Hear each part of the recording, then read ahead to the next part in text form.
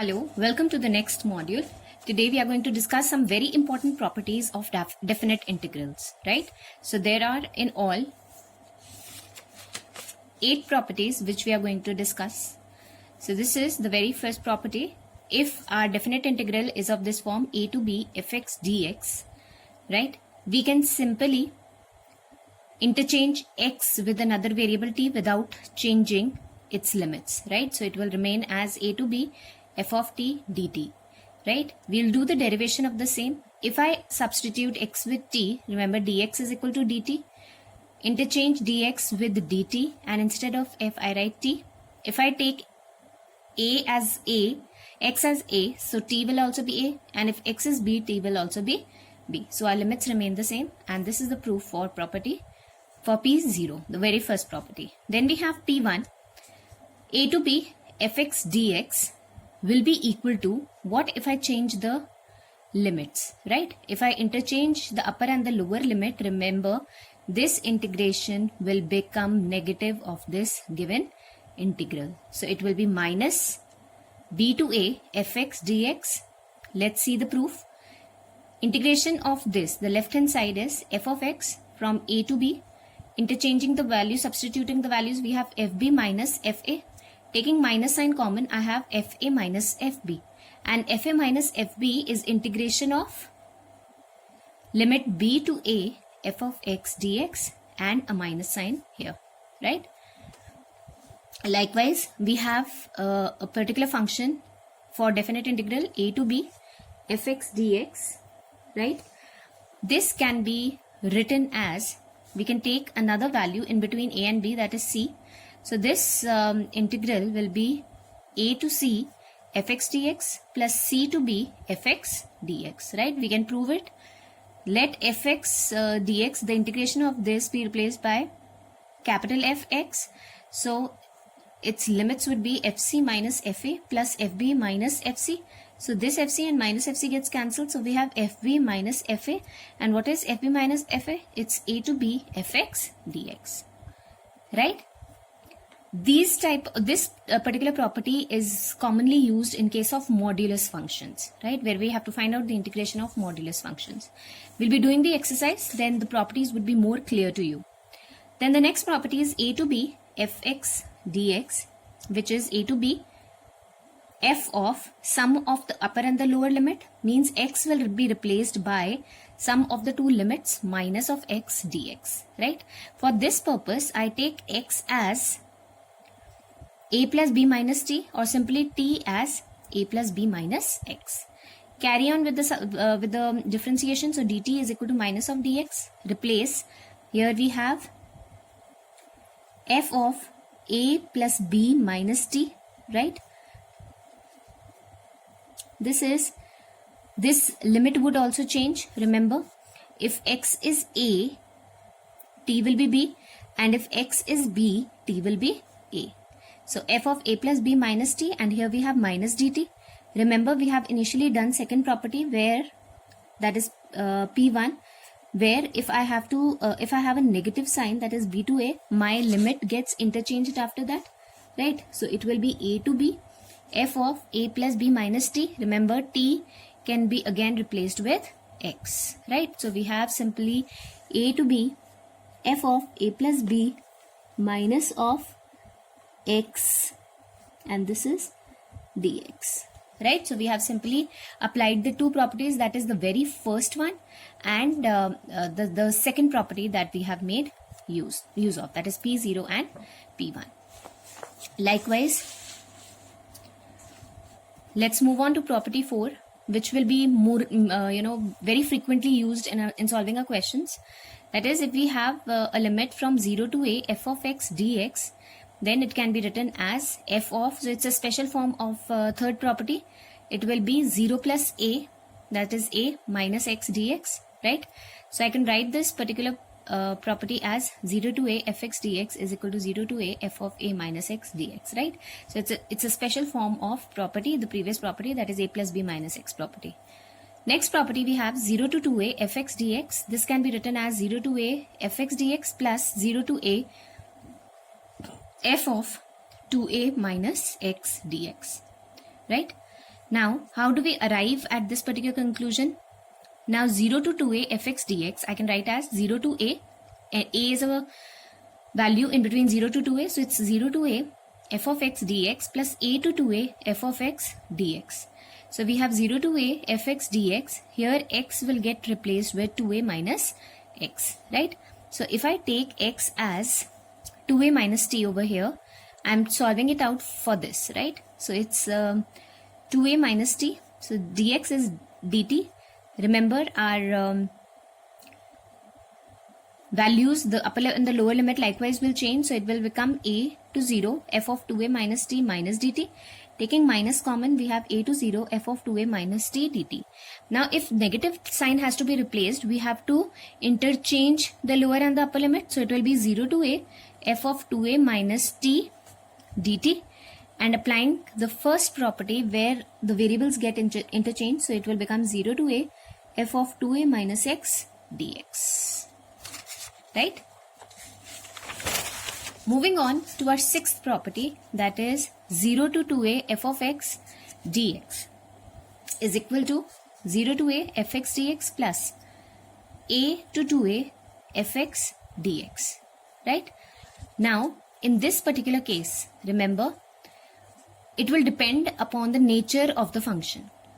How it will depend upon the nature of the function, whether the function is even or odd. So remember, 0 to 2a, this can be split up into 0 to a and a to 2a, and the function remain as it is. X gets replaced with 2a minus t, just as previously we had done. So we get 0 to a fx dx plus 0 to a f of 2a minus x dx. Now if 2a minus x is even, that is f of 2a minus x is fx, then this and this will get added up and it will become twice 0 to a fx dx. And if 2a minus x is minus of fx, that is the function is odd, then the integration of this entire becomes 0, right? And our last property, that is if our limits are from minus a to a fx dx. See, which property will you apply will actually depend upon the lower and the upper limits that are given to us. So we have minus a to 0 and then 0 to a fx dx. If I replace x with minus t here in this part, in the first part, so it will be a to 0 f of minus t minus dt. Let's interchange this. So it becomes 0 to a f of minus x dx. Now if minus of f of minus x is fx, right? So this means function is even. So we have the resultant as twice 0 to a fx dx. And if it is odd, f of minus x is minus of fx, then remember its integration would become equal to 0, right? So the proof and these properties are already given in your textbook. You can go through them. Okay, we start with exercise 7.11. The very first question. This we have to solve using the properties, right? Not by any other method. So if I take this integral of this particular function as I, right? Now looking at this particular function, the lower and the upper limit, it is 0 to a, right? And 0 for 0 to a, I can apply which particular property? The special form, the particular form of property 3. And what is that? It's 0 to a fx dx is equal to 0 to a f of a minus x dx, right? I can apply this property. So let I be as it is, 0 to pi by 2 cos square, instead of x I can put pi by 2 minus x, right? Now this is 0 to pi by 2 as it is. Cos square pi by 2 minus x, cos of pi by 2 minus x is sine, right? So cos square pi by 2 minus x becomes sine square x, right? Let me take this as my first equation and this as my second equation. So what we will do next step, we will add 1 and 2. So whenever we are applying this property 4, that is special form, particular form of property 3, after applying the property, we need to add the previous integral and the one obtained after applying the property, right? Now if I add up the 2, remember left hand side would get added up. So I plus I gives us 2i. 0 to pi by 2, that is limit is the same. We have to even see that the limit must be the same, then only it is possible to add. Cos square x plus sine square x. So this is cos square x plus sine square x, right? So this is 0 to pi by 2. This is 1 into dx, which is x integration 0 to pi by 2. So that's pi by 2. And this is equal to what? 2i is pi by 2. But we have to find out the value of I. So it will be pi upon 4. Is that fine?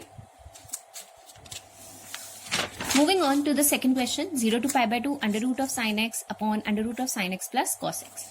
Now looking at the lower and the upper limit again, it should click in our mind that which property needs to be applied here. It will be property 4 again. So using P4, right, that is, you'll mention the property 0 to a fx dx is equal to 0 to a f of a minus x dx, right? So this will be, if this is, we'll assume it as I. So I is 0 to pi by 2. I can apply this property, that is sine of pi by 2 minus x, right? So applying that, sine of pi by 2 minus x, and here we have under root of sine pi by 2 minus x plus under root of cos pi by 2 minus x dx. So we have I is equal to 0 to pi by 2, that's under root of cos x plus under root of cos x plus under root of sin x dx. Now since I've applied property 4, my next step should be adding the two equations, right? So I have 2i is equal to, if I add this and this, right? So what do I get? See, denominator is the same, numerator will also be the same. So it will be sin x plus cos x plus under root of cos x upon under root of sin x plus under root of cos x dx, right? So this is 1 and its integration is x 0 to pi by 2, that's 2i. So this is equal to pi by 2, I is equal to pi by 4. I hope it's clear, right? So same way you're going to do this.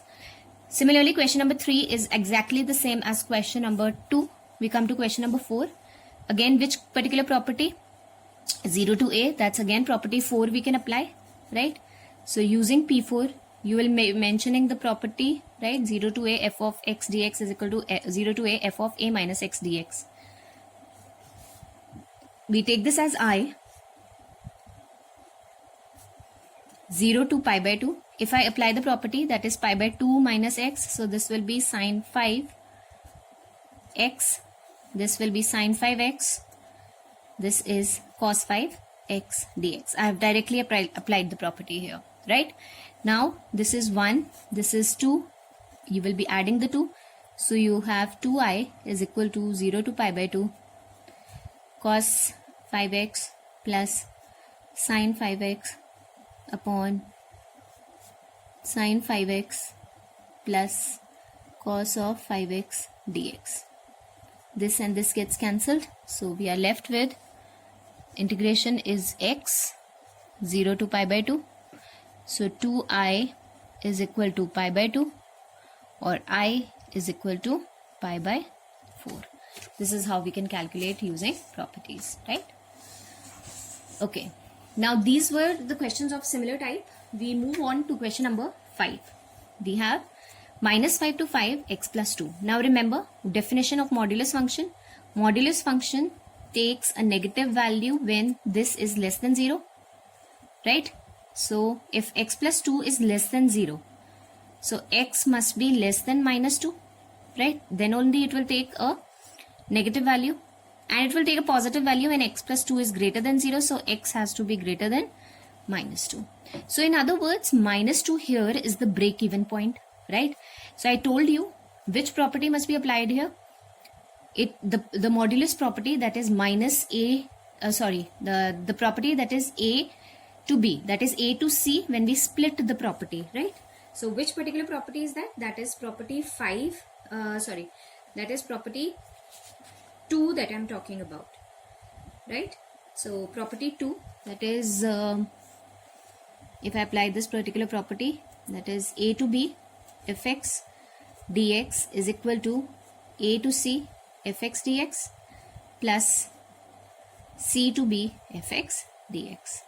So here C will be lying in between in between A and B. So we can split it as -5 to 2, -5 to -2, right? So the function is going to take negative value,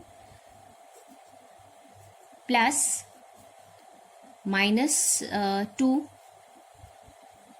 to 5, the function will take a positive value, that is x plus 2 dx. This is how we are going to do it, right? Now we can simply go for the integration. So minus x square by 2 plus 2x minus 5 to -2 plus this is x square by 2 plus 2x minus 2 to 5. So minus sign is here. This will be minus 2x, right? So minus sign is here, minus of 2 square. So that will be minus of 4 upon 2. Minus 2 into minus 2 is plus 2.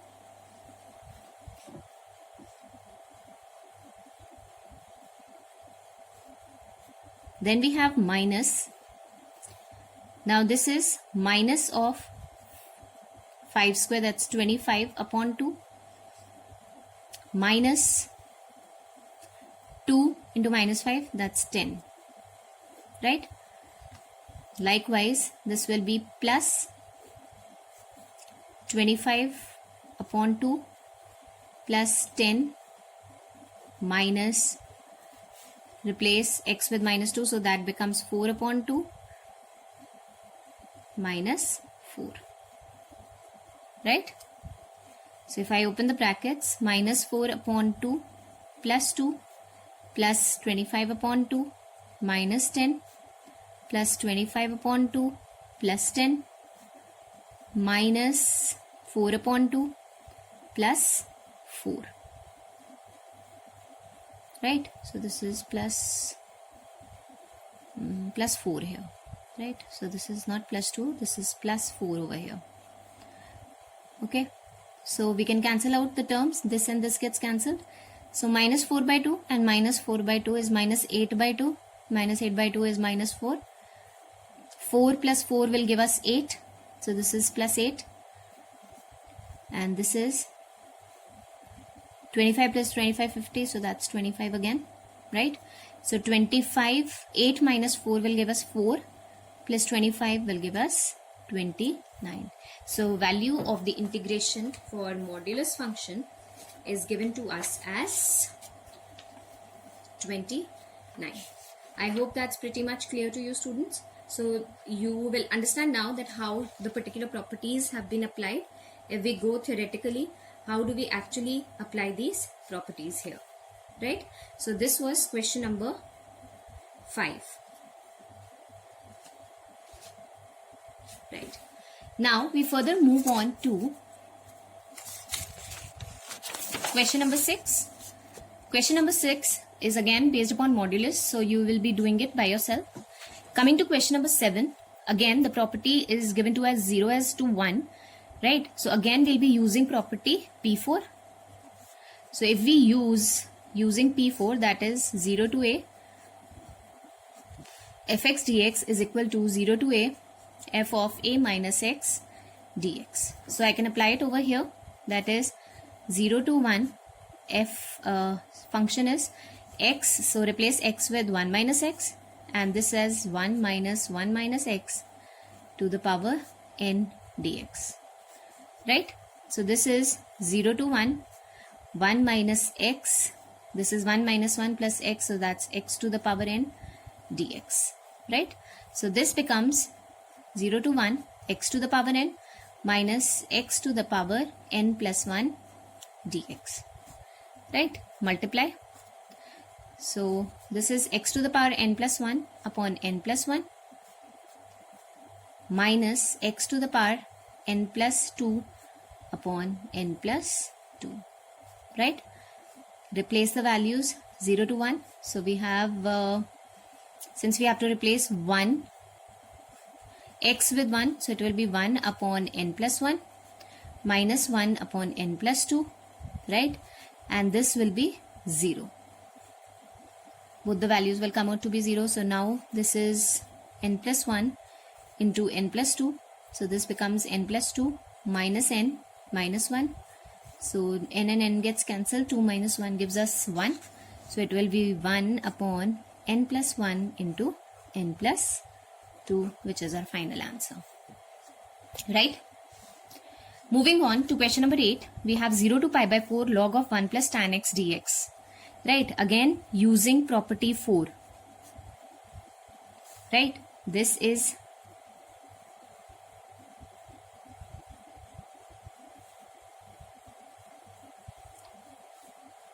I here. Right? Now, if I am using I over here, so this is 0 to pi by 4. Now I can apply this property. I will be mostly, this I thing would be used mostly in case of trigonometric functions. So 0 to pi by 4 log of 1 plus tan pi by 4 minus x. Right? We'll be mentioning the property as well.